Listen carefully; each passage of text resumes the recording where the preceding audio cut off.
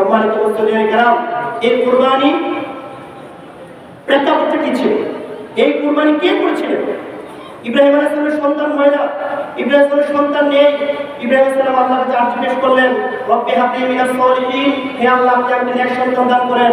আল্লাহ তাআলা বৃদ্ধ বয়সে যখন সন্তান দান করলেন, সেই সন্তানকে ইব্রাহিম আলাইহিস সালাম বলেন, আলহামদুলিল্লাহিল্লাযী ওয়াহাবানি আলাল কিবারি ইসমাঈল ওয়া ইসহাকা ইন্না রাব্বি লাসামিউদ দুআ। সে আল্লাহর প্রশংসা করছি যে আল্লাহ তাআলা বৃদ্ধ বয়সে ইসমাঈল এবং ইসহাকের মতো সন্তান দিয়ে আমাকে ধন্য করেছেন, নিশ্চয়ই আমার রব দোয়া শুনেন।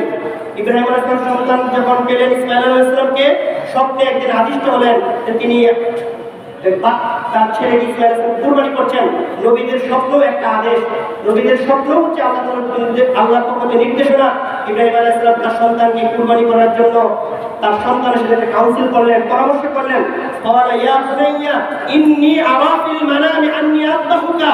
ছেলে বাবাকে বলছে, বাবা ছেলেকে বলছে যে বাবা আমি তো স্বপ্নে দেখেছি তোমাকে কুরবানি করতেছি।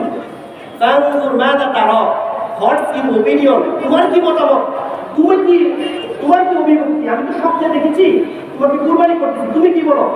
কতটুকু ধৈর্যশীল, আনুগত্যশীল, সুসন্তান, নেককার সন্তান, ভালো সন্তান হলে কথা বলতে পারে।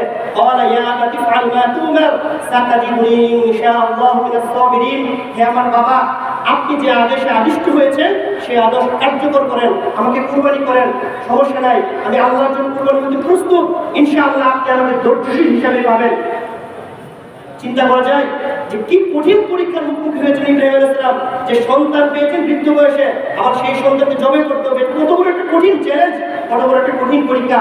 আর সেই প্রস্তাবটা সন্তানকে দেওয়ার সাথে সাথে সন্তানও সেই বাবার প্রস্তাবকে অকপটে মেনে নিয়েছে, বলেছে বাবা আপনি যা ভালো মনে করেন আলহামদুলিল্লাহ আমি তাদের রাজি আছি, ইনশাআল্লাহ আপনি আপনার ধৈর্যশীল সে পাবেন।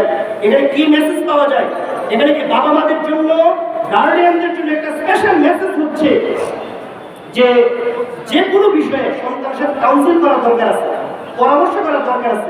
আপনি বাবা হিসেবে সন্তানের প্রতি যে কোনো ইচ্ছা, যে কোনো আদেশ আপনি জারি করতে পারেন, কিন্তু সন্তানের সাথে যদি আপনি পরামর্শ করেন, বাবা আমি তো চাচ্ছি, আমি তো মরে যাব, আমি চাচ্ছি একটু জায়গা আমি মসজিদে দান করতে, আমি চাচ্ছি আমি একটু সম্পদ ওয়াকফ করতে,